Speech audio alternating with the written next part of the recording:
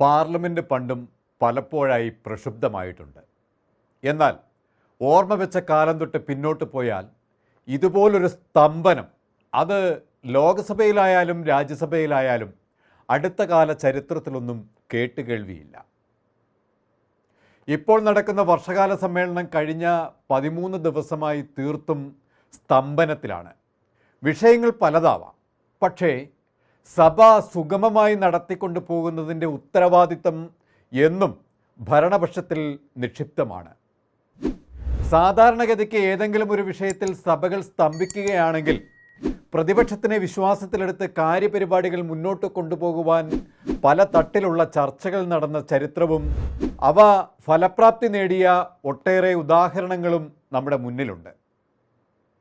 എന്നാൽ കഴിഞ്ഞ ഒരു ദശാബ്ദത്തിൽ ഏറെയായി, പ്രത്യേകിച്ചും 2014 നരേന്ദ്രമോദി പ്രധാനമന്ത്രിയായതിനു ശേഷം ഇത്തരത്തിലുള്ള ഒരു നീക്കവും കേന്ദ്ര സർക്കാർ നടത്തിയിട്ടില്ല. ഒരു സഭാ സമ്മേളനം നടത്തുന്നതിന് ഖജനാവിൽ നിന്നും കോടികളാണ് ചെലവാക്കുന്നത്. എന്നാൽ ഇവിടെ നടക്കുന്നത് ഭരണപക്ഷത്തിൻ്റെ നേതൃത്വത്തിലുള്ള ജനാധിപത്യ ധ്വംസനമാണ്. ഈ BJP സർക്കാർ അധികാരത്തിലേറിയതിനു ശേഷം മറ്റൊരു പ്രത്യേകത കൂടിയുണ്ട്. അരി എത്ര എന്ന് ചോദിച്ചാൽ പയർ അഞ്ഞാഴി എന്ന തോതിലാണ് നരേന്ദ്രമോദി പോലും പ്രതികരിക്കുന്നത്. ഇതിന് ഉത്തമ ഉദാഹരണം ഇക്കഴിഞ്ഞ ദിവസം ഓപ്പറേഷൻ സിന്ദൂർ ചർച്ച ചെയ്ത വേളയിൽ പ്രതിപക്ഷ നേതാവായ രാഹുൽ ഗാന്ധി തൊടുത്തുവിട്ട ചോദ്യശരങ്ങളിൽ തെന്നിമാറി 60 കൊല്ലങ്ങൾക്ക് മുൻപ് രാജ്യത്തിൻ്റെ പ്രധാനമന്ത്രിയായ ജവഹർലാൽ നെഹ്റുവിനെ താറടിച്ച് കാണിക്കാനാണ് മോദി ശ്രമിച്ചത്.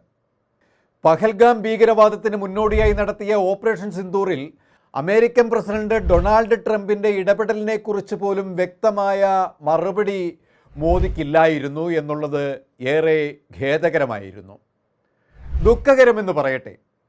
നമ്മുടെ പാർലമെൻറ്റ് ചരിത്രം പരിശോധിച്ചാൽ പണ്ടൊക്കെ നടന്ന ആവേശകരമായ ചർച്ചകളും പ്രസംഗങ്ങളും വാഗ്വാദങ്ങളും ഏതൊരു ചരിത്ര വിദ്യാർത്ഥിയെയും ഹരം കൊള്ളിച്ചതാണ്. എന്നാൽ ഇന്നോ അതൊക്കെ ചരിത്രത്തിൻ്റെ ഭാഗം മാത്രമായി അവശേഷിക്കുകയാണ്. എന്തിനേറെ, ഇന്ന് പാർലമെൻറ്റ് കൂടുമ്പോൾ പലപ്പോഴും മോദി അവിടേക്കൊന്ന് തിരിഞ്ഞു നോക്കാൻ പോലും തുനിയാറില്ല. പലപ്പോഴും ആ സമയത്ത് അദ്ദേഹം തൻ്റെ കർത്തവ്യങ്ങൾ മറന്നുകൊണ്ട് വിദേശത്തായിരിക്കുകയും ചെയ്യും.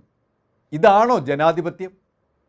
ഇക്കഴിഞ്ഞ ദിവസങ്ങളിൽ പ്രതിപക്ഷമാവട്ടെ ജനാധിപത്യവും ഭരണഘടനയും ഈ രാജ്യത്ത് എങ്ങനെ സംരക്ഷിക്കാം എന്നുള്ള തീവ്ര ശ്രമത്തിലുമാണ്.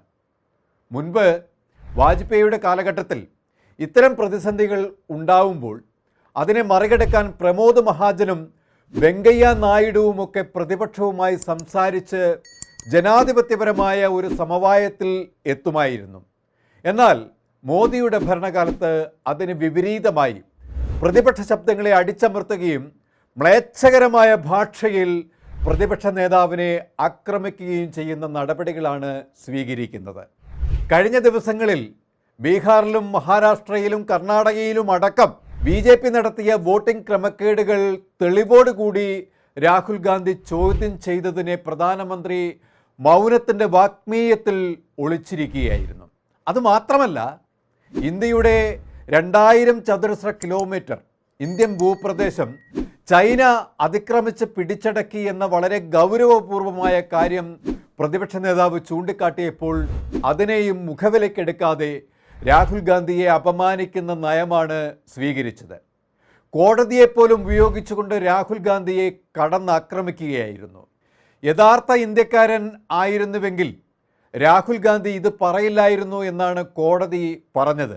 ഇതിനെതിരെ പ്രിയങ്ക ഗാന്ധി ഉൾപ്പെടെയുള്ള കോൺഗ്രസ് നേതാക്കൾ കടുത്ത ഭാഷയിൽ തന്നെ രംഗത്ത് വന്നിരുന്നു. ഇന്ത്യയുടെ അതിർത്തി മാന്തിയെടുത്ത് ചൈന തങ്ങളുടെ രാജ്യാതിർത്തി വർദ്ധിപ്പിക്കുവാൻ കടന്നു കയറുമ്പോൾ അത് കണ്ടില്ലെന്ന് നടിച്ച് മൗനം പോകുന്ന ഒരു പ്രധാനമന്ത്രിയുടെ രാജ്യസ്നേഹം എത്രയുണ്ട് എന്ന ചോദ്യമാണ് ഇപ്പോൾ 140 കോടി ജനവും ചോദിക്കുന്നത്. ഇത്തരത്തിൽ ഒരു പ്രധാനമന്ത്രിയുടെ നിഷ്ക്രിയമായ രാജ്യഭരണത്തെ സഭയിൽ ചോദ്യം ചെയ്ത് പ്രതിപക്ഷത്തിൻ്റെ കടമ 100% നിവർത്തിക്കുമ്പോൾ അതിന് വ്യക്തമായ ഉത്തരം നൽകാതെ സഭ നിർത്തിവെച്ച് അതിനെ പ്രതിരോധിക്കുന്ന ഏറ്റവും ഹീനമായ ഭരണപക്ഷത്തിൻ്റെ നടപടികളും ചരിത്രത്തിൽ തന്നെ നാണം കെട്ട പ്രധാനമന്ത്രിയാണ് നമുക്ക് കാണിച്ചു തരുന്നത്. തൻ്റെ ദോസ്തെന്ന് വലിയ ഹുങ്കാരം മുഴക്കിയ മോദി ട്രംപിൻ്റെ മുന്നിൽ മുട്ടുമടക്കിയതും നമ്മൾ കണ്ടതാണ്. ഇപ്പോഴിതാ ഈ ദോസ്ത് ഇന്ത്യക്ക് 25% തീരുവ ചുമത്തിയതിന് പിന്നാലെ അത് ഇനിയും വർദ്ധിപ്പിക്കുമെന്നാണ് പറഞ്ഞിരിക്കുന്നത്. അപ്പോഴും നമ്മുടെ പ്രധാനമന്ത്രിക്ക് മൗനം മാത്രം. ഈ മൗനത്തെയാണ് പാർലമെൻറ്റിൽ രാഹുൽ ഗാന്ധി ചോദ്യശരങ്ങളുമായി രംഗത്ത് വന്നത്.